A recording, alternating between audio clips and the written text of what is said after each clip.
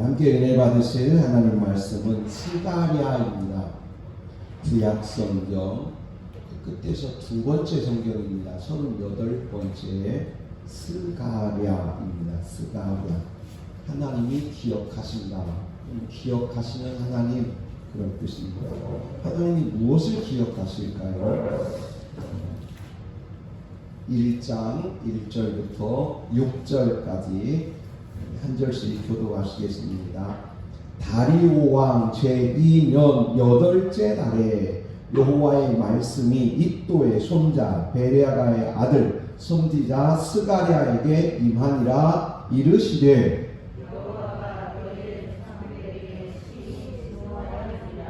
그러므로 너는 그들에게 말하기를 만군의 여호와께서 이처럼 이르시되 너희는 내게로 돌아오라. 만군의 여호와의 말이니라. 그리하면 내가 너희에게로 돌아가리라. 만군의 여호와의 말이니라.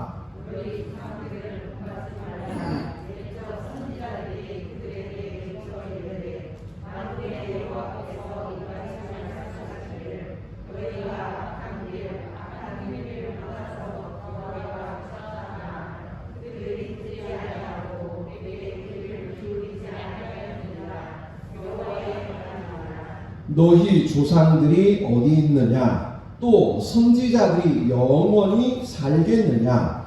내가 나의 종 선지자들에게 명령한 내 말과 내 법도들이 어찌 너희 조상들에게 임하지 아니하였느냐? 그러므로 그들이 돌이켜 이르기를 만군의 여호와께서 우리 길대로 우리 행위대로 우리에게 행하시려고 뜻하신 것을 우리에게 행하셨도다 하였느니라. 아멘. 하나님의 크신 은혜에 감사드립니다. 하나님은 기억하신다. 기억하시고 하나님은 또 일을 시작하셨습니다. 새로운 일을 또 시작하셨습니다. 스가랴 선지자입니다. 시대는 학계 선지자와 동시대입니다. 심지어 해도 같고 같이 사셨어요. 우리가 이제 스가랴서를 살펴보시면서 학계서와 아주 같이 섞여 있는 스가랴서의 모습을 같이 살펴보면서 하나님 정말 강력하게 말씀하셨구나, 또 급하게 말씀하셨구나, 정말 하나님이 엄하게 말씀하셨구나 하는 것을 스가랴 학계서를 통해서 깨닫고, 또 오늘 우리에게도 또 엄히 말씀하시는 주님의 음성을 듣게 될 줄로 믿습니다. 마음이 열리고 지혜가 열리고 총명이 열리기를 주님의 이름으로 축복합니다. 성경 공부하기 같이 읽어가시겠습니다. 신구약 성경 목록, 성경 시대 구분, 사사들의 이름, 유다 왕들의 이름, 신구약 중간 세계사. 우리 성경 목록과 찬송 한번 부르겠습니다. 창세기, 출애굽기, 레위기, 민수기, 신명기.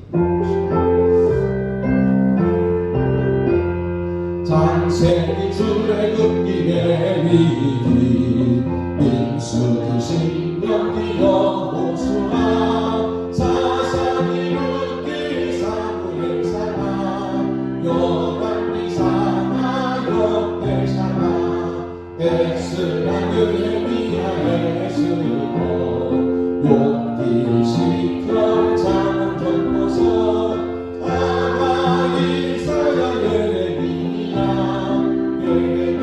에라, 에스겔, 다니엘, 호세아, 요엘, 아모스, 오바댜, 요나, 미가, 나훔, 하박국, 스바냐, 학계,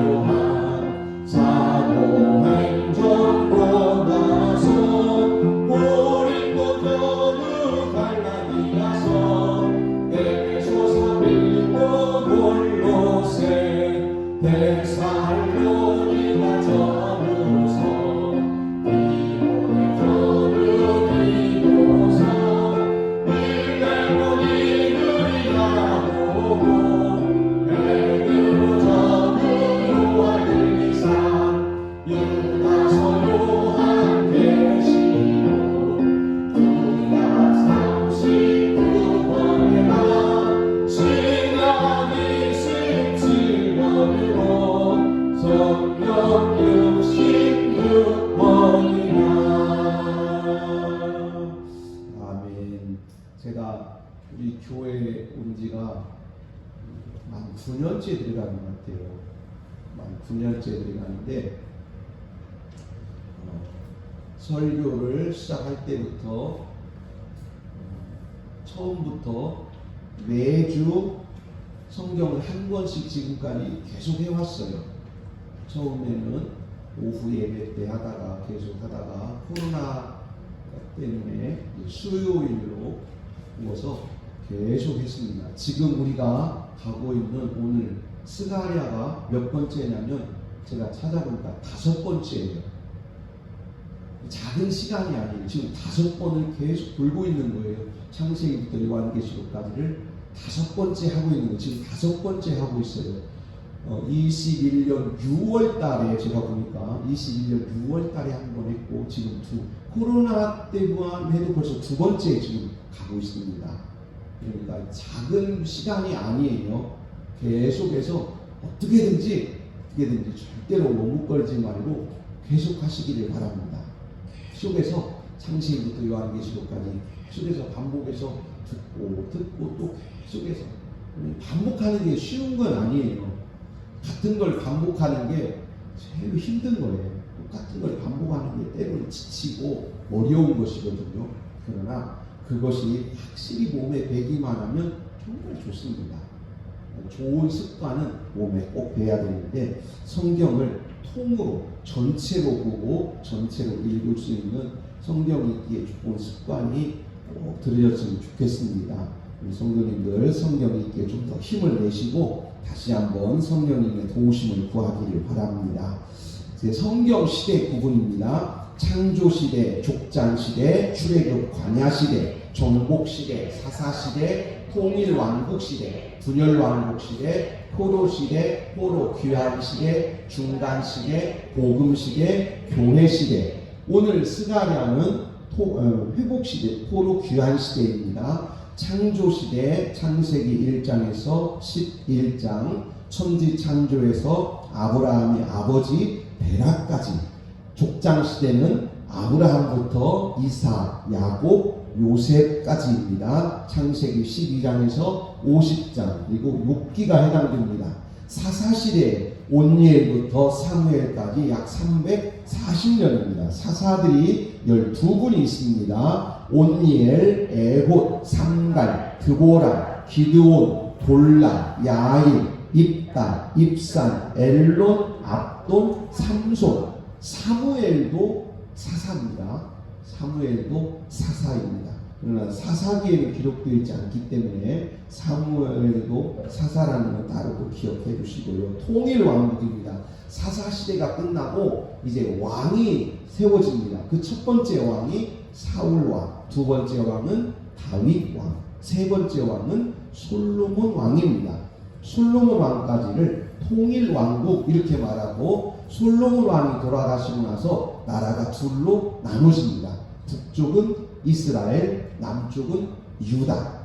그래서 북쪽 이스라엘은 208년을 지내고 주전 722년에 멸망했고 남쪽은 유다 344년을 지내고 주전 586년에 바벨론에게 멸망합니다. 이 왕들 이름입니다. 북쪽 왕들 빨간색으로 되어 있는 데는 열왕기 상에 기록된 왕들입니다. 빨간색은 같이 읽겠습니다. 여로보암, 나아답, 바사, 엘라, 시므리, 오므리, 아합, 아하시야, 여호람, 예후, 여호아하스, 요아스, 여로보암 2세, 스가랴, 살룸, 무나헴, 브가히야, 베가, 호세야. 주전 722년 아수르에게 멸망했습니다. 열왕기 이렇게 우리 성경책이 열왕기 이렇게 되어 있는데 이 열왕기라는 말이 제가 어렸을 때 왕이 10명인가 그랬는데 10명이 아니고 왕들의 이름을 쭉 왕들의 역사를 길게 열어놨다, 기록했다, 한자로 이렇게 그런 의미예요. 많은 왕들이 이렇게 쭉 역사 속에 있었다, 그런 이름입니다. 열왕기 상하로 되어 있고요. 남쪽 유다 왕들입니다. 녹색으로 아니 청색으로 되어 있는 여호사밧까지가 열왕기 상에 해당됩니다. 여호사밧 왕까지요. 같이 읽겠습니다. 르호보암, 아비암, 아사, 여호사밧, 여호람, 아하시야, 아달랴, 요아스, 아마샤, 우시야, 요단, 아하스, 히스기야, 문하세, 아몬, 요시야, 여호아하스, 여호야킨, 시드기야. 주전 586년 바벨론에게 멸망합니다. 열왕기 하는 이렇게 시작합니다. 아합이 죽고 이렇게 시작돼요. 열왕기 하는 아합이 죽고, 그러니까 아합 왕의 그 악한 일들은 열왕기상 끝부분에 있고요. 그리고 아합이 죽고 그 뒤로 이어지는 열왕기 하의 내용은 우리가 잘 아는 엘리야, 엘리사 선지자 이야기가 열왕기 하에서 시작되고, 그때의 남쪽 왕은 여호사밧의 아버지, 또 그 뒤에 여호사밧 이렇게 이어집니다. 아니, 여호사밧의 아들이죠. 여호사밧의 아들, 그 아들들이 이렇게 이어집니다. 여기서 여호람, 아하시야 이렇게 이어지지요. 여호사밧까지가 아합 시대입니다. 여호사밧이 아합과 사돈 맺었다는 거 기억하시지요? 여호사밧과 아합이 사돈 맺었어요. 그래서 아합의 딸이 남쪽으로 시집 왔어요. 이름이 그달랴고, 7번째 왕 아달랴, 그달랴가 아니고요. 아달랴 7번째 왕 아하시야, 아달랴. 그 위에 한번 잠깐만 보여주세요. 아하시야, 아달랴, 요아스 할 때 저 아달랴가 누구냐면 아합의 딸이에요. 아합의 딸이 북쪽에서 남쪽으로 시집 와가지고 자기 손자들을 다 죽이고 자기가 왕이 됐어요. 아들이 죽으니까 손자들이 너무 어려요. 그러니까 어린 손자들만 있으니까 손자들을 다 죽였어요. 그리고는 자기가 왕이 돼서 정말 나쁜 여자지요. 정말 이런 잔인한 사람이 어디 있습니까? 손자들을 죽이고 자기가 왕이 돼요. 그때의 깐난 애기 하나를 길러서 이제 키웠지요. 그 아달랴 다음에 왕이 바로 요아스입니다. 깐난 애기 하나가 고모 여호야다의 그 제사장 밑에서 숨어서 깐난 애기 하나를 키웠어요. 7년 동안. 그리고 8살 되던 해에 요아스가 왕이 됩니다. 그런 정말 불쌍한 왕조가 여기 있어요. 아달랴, 나쁜 여자, 요아스는 어린 아이였고, 이런 왕들의 이야기가 열왕기에 기록되어 있습니다. 그 다음 또 보시지요. 이제 남쪽 왕조가 멸망하는 과정입니다. 포로로 잡혀가면서 나라가 망합니다. 1차 포로 주전 605년 다니엘 선지자와 귀족들이 끌려갑니다. 2차 포로 주전 597년 에스겔 선지자와 여호야긴 왕이 끌려갑니다. 3차 포로 주전 586년 시드기야 왕과 백성들이 끌려가면서 유다는 멸망하고 맙니다. 이제 그래서 저 멀리로 끌려갑니다. 그래서 그림 보시면 위에 빨간색은 북쪽 이스라엘이 멸망한 거예요. 주전 722년에 멸망했고, 아래 빨간색으로 되어 있는, 아니요, 파란색으로 되어 있는 저 줄은 남쪽 유다가 바벨론으로 586년에 끌려가는 역사를 표현하고 있습니다. 그리고 70년 포로 시대가 끝나고 나서 이제 돌아오게 되지요. 그 돌아오는 역사를 포로 귀환 시대 또는 포로 회복 시대 이렇게 표현합니다. 오늘 이제 포로 회복 시대 1차 귀환은 주전 536년 스룹바벨과 예수와, 그 다음 그림이에요. 1차 귀환 주전 536년 스룹바벨과 예수와 중심으로 돌아왔고, 이때에 지금 학개 선지자와 스가랴 선지자도 같이 왔습니다. 이때 같이 오신 분들이에요. 학개, 스가랴는 1차 귀환 때 있었던 선지자들입니다. 2차 귀환은 주전 458년 에스라 선지자, 3차 귀환은 주전 444년 느헤미야 선지자를 중심으로 하나님께서 예루살렘으로 돌려보내셨습니다. 이 과정을 신구약 중간 세계사 이렇게 표현합니다. 이때 있었던 나라들이 바벨론, 페르시아, 헬라, 로마 이런 나라들입니다.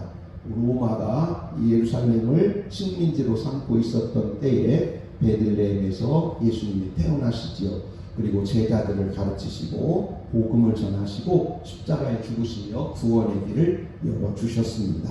신약성경의 주요 인물은 예수님 12제자, 베드로, 안드레, 야고보, 요한, 빌립, 바돌로메, 도마, 마태, 야고보, 시몬, 다데오, 가룟유다, 사도 바울, 사도 요한 이런 분들입니다. 이제 스가랴서입니다. 스가랴서는 포로 귀환 시대에 해당되고 1차 포로 때 스가랴 선지자와 또 학개 선지자가 함께 오셨다는 것입니다. 스가랴서는 에스라 4장과 5장 사이에 들어가야 연대기적으로는 맞습니다. 성경 읽으실 때 참고하시면 좋겠습니다.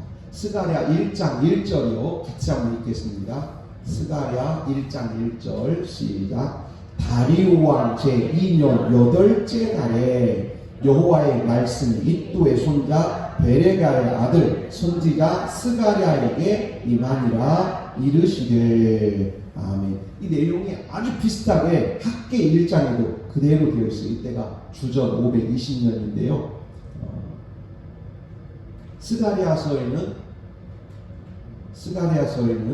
세 개의 연대기가 나옵니다. 그 다음 장 한번 보시죠. 1장 1절입니다. 다리오 왕 제2년 8째 달, 그래서 주전 520년 8째 달 8월이지요. 1장 7절은 다리오 왕 제2년 11째 달 11월 24일 이렇게 하나님의 말씀이 있고, 7장 1절은 다리오 왕 제4년 이렇게 세 번에 걸쳐서 주전 520년, 518년 이렇게 두 번 연대기가 나옵니다.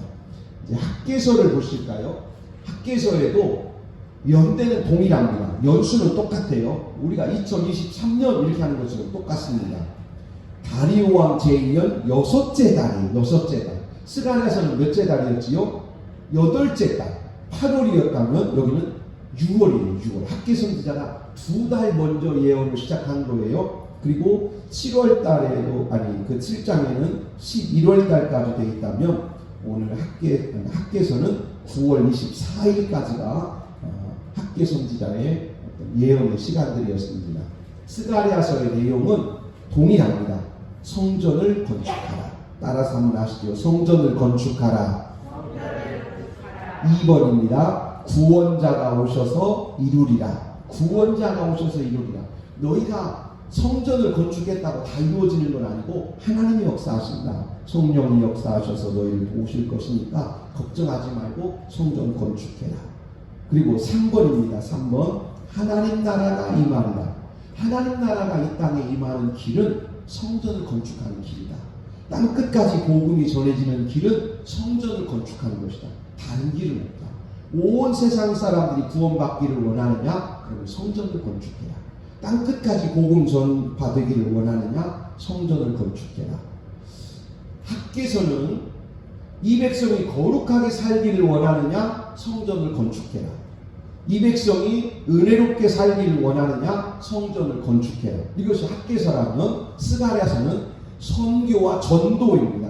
땅 끝까지 복음 전해지기를 원하느냐? 그러면 성전을 건축해라. 모든 민족이 주님 앞에 돌아오기를 원하느냐? 그러면 성전을 건축해라. 이것이 학개서와 스가랴서의 약간의 차이예요. 학개서는 성전을 건축해서 유대인, 이미 하나님을 알고 있는 백성이 믿음을 더 잘 지킬 수 있는 길을 열어주신다면, 스가랴서는 주님을 알지 못하는 이방인들에게 복음 전할 길은 성전이다. 이렇게 말씀하시는 거예요. 성전을 지으라고 말씀하시는 건 똑같습니다. 성전을 짓는 건 똑같아요. 그런데 그 속에서 약간의 차이가 있어요. 학개 선지자는 성전을 지어야 유대인이 우상 숭배하지 않고 거룩하게 살 수 있다. 스가랴 선지자는 모든 민족이 구원받을 길은 성전을 건축하는 것이다. 이렇게 두 가지로 나누었습니다. 여러분, 설교는 어떻게 해야 돼요? 저도 설교를 준비할 때마다 이 두 가지가 항상 저에게 똑같이 부담이 돼요. 첫째는 이미 예수님을 믿고 있는 성도들이 은혜 받고 더 믿음이 좋아지기를 목표로 하는 설교를 합니다. 이미 예수님을 알고 있고 예수님을 믿고 있고 예수 그리스도를 나의 하나님으로 믿고 있는 성도들이 있기 때문에 그분들이 더 믿음의 담력을 갖기를 위해서 준비하고 또 말씀을 나눕니다.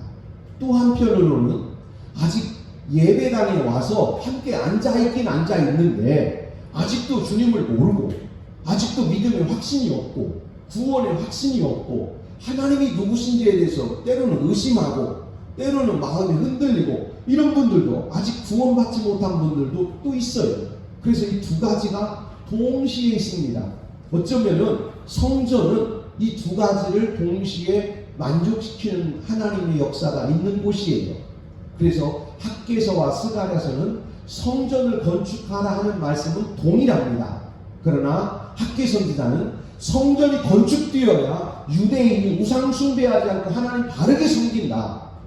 스가랴서는 땅끝까지 복음 전하려면 모든 민족이 하나님 앞에 예배자가 되게 하려면 성전 건축해라. 이렇게 둘로 나눠져 있다는 것을 기억하시면 좋겠습니다. 스가랴서 이제 성전을 건축하라 4장 6절 같이 읽겠습니다. 그가 내게 대답하여 이르되 여호와께서 스룹바벨에게 하신 말씀이 이러하니라. 만군의 여호와께서 말씀하시되 이는 힘으로 되지 아니하며 능으로 되지 아니하고 오직 나의 영으로 되느니라. 아멘. 성전 건축은 성령의 역사하십니다. 이제 그림을 보시지요. 이 그림은 상상도예요. 스가랴서를 읽으면서 지금 읽고 그림을 그린 겁니다. 옆에 있는 나무들은 감람나무입니다. 감람나무는 올리브 나무라고 하죠. 올리브. 배추만한, 조그만한 배추씨, 작은 배추만한 올리브가 저기에 수만 개가 열립니다. 수만 개가. 그리고 그것을 이제 우리 기름 짜듯이, 우리나라 기름 짜듯이 그것을 갈아가지고 막 짜서 올리브 기름, 올리브유 기름을 씁니다. 그것을 잘 여러 번 체에 걸르고 찌꺼기를 잘 골라내서 깨끗한 기름으로 만들어서 성전에서 성전 등불을 켭니다. 성전 등불을 켜요. 그런데 스가랴 선지자에게 하나님께서 환상을 보여주셨어요. 어떤 환상이냐면 올리브 나무가 두 그루가 양쪽에 큰 올리브 나무가 있는데 이 나무에 열매가 많이 맺혔어요. 그런데 이 나무에서 열매를 따다가 이것을 다 갈아가지고 눌러서 기름을 짜서 성전에 있는 등대에다가 이걸 갖다 부어서 불을 켜는데 하나님은 어떻게 하셨냐면 나무에서, 요즘으로 말하면 나무에서 등잔까지, 성전에 있는 등잔까지 파이프가 나온 거예요. 진짜 좋겠지, 그지요? 이러면 얼마나 좋겠어요? 옆에다가, 집 옆에다가 올리브 나무 하나 심고 거기다 호스 딱 꽂아놓으면 주방에까지 기름이 졸졸졸졸 거기서 바가지 넣고 받아가지고 부엌에서 쓴다고 생각해봐요. 장원님 입장에 괜찮지요, 그죠? 얼마나 좋겠어요. 그런데 스가랴 선지자가 환상을 보니까 이 두 감람나무가 옆에 좌우에 이렇게 서 있고 기름이 이렇게 와서 성전에 등불을 켜는 거예요. 그래서 스가랴 선지자가 하나님께 궁금해서 질문을 합니다. 하나님, 이 환상이 무엇입니까? 이 환상이 바로 온 세상, 죄악으로 어두워진 세상을 밝힐 등불이다. 그런데 이 세상을 밝힐 등불이 어디에 있겠느냐? 하나님께서 기름 부으신 자가 와서 세상에 밝히는 등불이 될 것이다. 그러니 세상 어두움 가운데, 죄악 가운데 빠져있는 세상이 이 진리의 빛으로 비침을 받고 땅의 모든 민족이 이 빛 가운데로 나오기를 네가 원한다면, 그리고 정말 하나님이 원하시는 일이라면 너희가 힘써 행해야 되는데 성전을 건축해라. 그래서 이 성전으로 인해서 이 세상을 밝힐 등불이 켜질 것이다 라고 지금 성령께서 스가랴 선지자에게 가르쳐 주신 내용을 지금 그림으로 이렇게 그렸습니다. 이 그림이 스가랴서의 전체의 중심이기도 해요.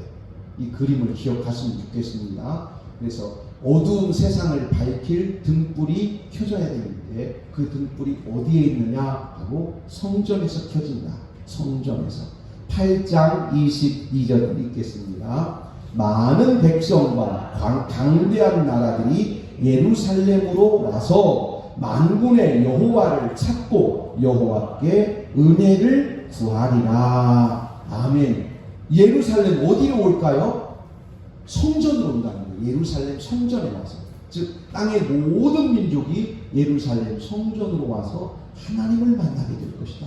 그러기 위해서 너희가 빨리 성전을 건축해라. 지금 하나님은 알고 계세요. 무엇을 알고 계시냐면 하나님은 기억하신다. 스가랴입니다. 하나님은 기억하신다. 무엇을 기억하십니까? 하나님께서 아브라함에게 이렇게 말씀하셨어요. 네 씨로 말미암아 땅의 모든 민족이 복을 받으리라. 아브라함의 씨, 아브라함의 후손, 아브라함의 자손이 이 땅에 와서 땅의 등불이 되리라. 땅의 구원자가 되리라. 이 세상을 구원하는 등불되리라 하신 말씀을 하나님이 기억하고 계시는 거예요. 그래서 그 일이 이루어지려면 너희가 성전을 건축해야 된다. 어서 부지런히 성전을 건축해라 하는 말씀입니다. 8장 23절입니다. 만군의 여호와가 이같이 말하노라. 그날의 말이 다른 이방 백성 10명이 유다 사람 하나의 옷자락을 잡을 것이라. 곧 잡고 말하기를 하나님이 너희와 함께 하심을 들었나니 우리가 너희와 함께 가려 하노라 하리라 하시니라. 아멘. 이런 일이 일어나기를 내가 기대하고 있다. 하나님을 모르는 수많은 사람들이 유대인이 지나가면 쫓아와가지고 저 유대인이지요. 우리 오늘날로 말하면 예수 안 믿는 사람들이 예수 믿는 사람이 지나가면 쫓아와서 혹시 예수 믿습니까? 물어보고 예, 나 예수 믿습니다. 내가 예수 이야기 많이 들었는데 나 좀 데리고 예배당에 좀 가주세요. 나도 예수님 좀 한번 만나고 싶습니다. 나도 예배당에 좀 가고 싶습니다. 우리가 너희와 함께 가려 하노라. 예수님 소문 많이 들었다. 하나님 이야기 많이 들었는데 나도 그 이야기 듣고 예배당에 좀 가고 싶다. 나도 가서 찬송 부르고 싶고 나도 가서 하나님을 섬기고 싶다. 이런 일이 일어날 것이다. 그러니 빨리 가서 성전 지으라고 촉구해라. 백성들에게 성전 지으라고 말해라. 이방 백성 10명이 유다 사람 하나 붙잡고 나 좀 예배당에 데려다 주세요. 나 좀 예배당에 데려다 주세요. 할 때가 곧 올 것이다. 그럼 어서 가서 성전 지어라 하신 말씀입니다. 스가랴 9장입니다. 마태복음 21장의 말씀이에요. 시온에 따라 크게 기뻐할지어다. 예루살렘에 따라 즐거이 부를지어다. 보라, 네 왕이 네게 임하시나니 그는 공의로우시며 구원을 베푸시며 겸손하여서 나귀를 타시나니 나귀의 작은 것 곧 나귀 새끼니라. 아멘. 너희가 성전을 지어야 이 성전에 주님이 오신다. 너희가 이 성전을 지어야 하나님의 아들이 이 성전에 오셔서 우리의 구원의 길을 여신다. 그러니 너희가 성전을 반드시 지어야 된다. 성전이 없으면 주님이 가실 곳이 없어요.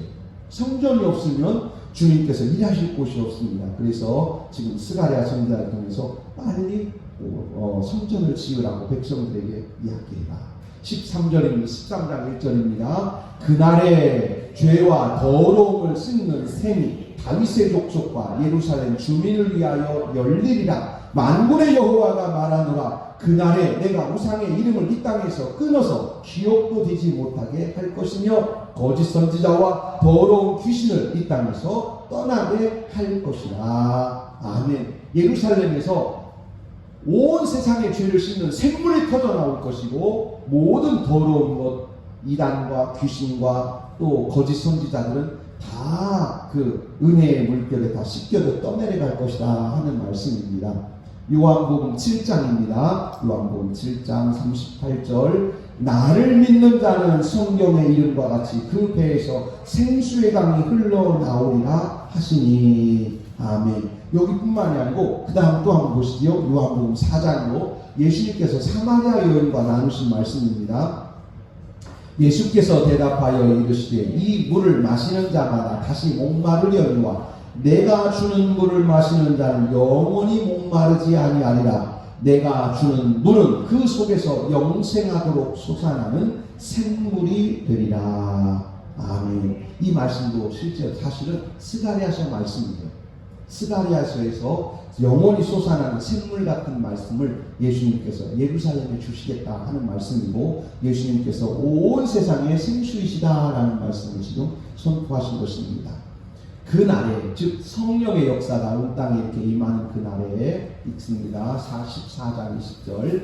그날에 말 방울에까지 여호와께 성결이라 기록될 것이라. 여호와의 전에 있는 모든 소치 제단 앞 주발과 다름이 없을 것이니 예루살렘과 유다의 모든 소치 만군의 여호와의 성물이 될 것인즉 제사 드리는 자가 와서 이 솥을 가져다가 그것으로 고기를 삶으리라. 그날에는 만군의 여호와의 전에 가나안 사람이 있지 아니하리라 하시니라. 아멘. 말방울에까지 성결이고 예루살렘에 있는 모든 그릇들이 다 성전의 그릇이 될 것이다. 다시 말씀드리면 예루살렘에 살고 있는 사람들이 거기 예를 들면 10,000명이 살고 있다. 그런데 그 10,000명이 살려면 최소한도 한 집에 5명이, 평균 인구가 5명이면 집이 한 2,000채는 돼야 되겠지요. 2,000가구는 돼야겠지요. 이렇게 예루살렘에 사람들이 살고 있는데, 예루살렘에 예배드리러 수많은 사람들이 예배드리러 와서 성전에서 예배를 드리는데, 짐승을 잡고 소를 잡고 양을 잡고 그릇에다가 피를 담고 고기를 닮아서 성전의 제단에다가 태우고, 제단이 너무 좁아. 제단이요 실제로 5길밖에 안 되고 2.5m밖에 안 됩니다. 제단 크기가. 그러면 수많은 사람들이 소 양을 끌고 오면 거기다가 다 제물을 태울 수 없어요. 그러면 어떻게 하냐면요, 마당에다가 피를 뿌려서 마당 전체를 제단으로 씁니다. 그리고 마당 전체를 장작을 깔고 거기다 불을 붙이고 그 마당을 제단으로 써요. 뿐만 아니라 성전에서 쓰는 그릇이 모자라. 그러면 그릇이 모자라면 어떻게 돼요? 만약에 장은지 집사님 예배 드리는데 성전에서 제물을 드리는데 그릇이 모자라. 그러면 이제 짐승 안 돼. 송아지 가져오지 마. 어떻게 해요? 그릇이 모자라면 어떻게 해요? 어디 가서 가져와요? 성전에서 쓰는 그릇은 정해져 있는 거예요. 성전 그릇은 정해져 있어요. 그런데 하나님이 이렇게 말씀하시는 거예요. 너희가 하나님 앞에 예배드리러 온 백성이 너무 많아서 그릇이 모자라? 그러면 이 집 저 집에 가서 밥 먹는 그릇이라도 가져다가 성전 그릇으로 써. 괜찮아. 지금 바로 스가랴서 14장 말씀은 그 말씀이에요. 성전에서 그릇이 작아서, 성전에 그릇이 모자라서 제물을 다 하나님 앞에 드리기가 어렵다면 걱정하지 말고 예루살렘 집집마다 다니면서 모든 그릇을 빌려다가 성전에서 성물을 담는 그릇으로 써라. 그렇게 해도 모자랄 만큼 땅의 민족들이 몰려올 것이다. 그러기 위해서 지금 성전을 건축해라 하는 말씀이에요. 지금 이 스가랴서를 읽으면요, 스가랴 선지자가 본 환상은 스가랴서의 가슴이 터질 만큼 큰 환상이에요. 땅의 모든 민족이 밀려와서 예루살렘 성전에 그릇이 모자라고, 그 그릇이 모자랄 뿐만 아니라 제단이 좁아서 제단에서 다 예물을 못 드려서 마당에서 예물을 드리고, 그릇이 부족하니까 집집마다 돌아다니면서 성전에 쓸 그릇을 집집마다 빌려다가 그 그릇을 대신해서 성전 그릇으로 쓸 때가 올 것이다. 그러니 그렇게 많은 백성들이 몰려올 길을 지금 하나님이 준비하고 계시기 때문에 여러분 지금 빨리 성전 지어야 된다 하는 말씀입니다. 성경, 신약 성경에서 우리에게 어떻게 말씀하십니까? 사도행전 1장 8절 말씀입니다. 그 다음 같이 읽겠습니다. 오직 성령이 너희에게 임하시면 너희가 권능을 받고 예루살렘과 온 유대와 사마리아와 땅끝까지 이르러 내 증인이 되리라 하시니라. 아멘. 오직 성령이 너희에게 임하시며. 그런데 성령이 우리에게 어떻게 임하십니까? 한 번 기름 부음으로? 아니에요. 아까 그 그림 생각나시죠? 주님께서 내 곁에 서셔서 나와 하나 되심으로 주님이 나에게 날마다 부어주시는 성령의 기름 부음이 있기를 축복합니다. 주님의 은혜가 날마다 이렇게 하나님, 주님과 내가 하나 되어서 주의 은혜 받고 주의 성령을 받으며 주님과 동행하시기를 축복합니다. 이것이 바로 성령 받은 성도가 주님과 동행하는 그림이에요. 그 그림은 스가랴서의 그림일 뿐만 아니라 주님께서 내가 항상 너와 함께하리라, 내가 너를 떠나지 아니하리라, 내가 너를 도우리라 하시는 말씀의 그림과도 동일합니다. 우리 1장 사도행전 1장 8절 같이 한번 읽습니다. 오직 성령이 너희에게 임하시면 너희가 권능을 받고 예루살렘과 온 유대와 사마리아와 땅끝까지 이르러 내 증인이 되리라 하시니라. 아멘. 이제 오늘 우리에게는 어떻게 말씀하실까요? 스가랴에게는 너 성전 지어, 이런 일이 일어나려면 너 성전 지어. 예루살렘에 이방인들이 가득 차서 재단이 좁아서 힘들고 그릇이 없어서 예배를 다 못 드릴 만큼 예배자들이 밀려오기를 원한다면 너 성전 지어, 이렇게 말씀하셨거든요. 오늘 우리에게는요, 야, 시온교회가 예배당이 좁아서 예배 못 드린다, 예배당이 앉을 자리가 없어서 예배 못 드린다, 이런 소리 듣고 싶어? 그럼 성전 지어. 그래서 벽돌 갖다가, 그런 의미가 아니에요. 하나님이 나를 거룩하게 하라는 말씀이에요. 고린도전서 3장 16절 말씀은 성령이 임하신, 네가 성전이 아니냐, 성전이 거룩해야 된다. 우리가 거룩해야 돼요. 내가 예수 믿는 사람으로, 성도로서 성령 안에서 거룩하게 살면 이 땅의 많은 백성들이 스가랴 14장 말씀처럼 당신이 하나님 잘 섬긴다는, 당신이 하나님을 잘 섬겨서 은혜 받고 있다는, 당신이 하나님과 동행함으로 복 받고 있다는 소문을 나도 들었습니다. 나도 당신과 함께 예배하고 싶습니다 하면서 예배당에 많은 예배자들이 몰려오기를 원한다면 내 자신을 거룩하게 하기를 축복합니다. 내 믿음을 바로 세우기를 주의 이름으로 축복합니다. 내가 성령의 사람이 되기를 주님의 이름으로 축복합니다. 하나님 아버지, 우리가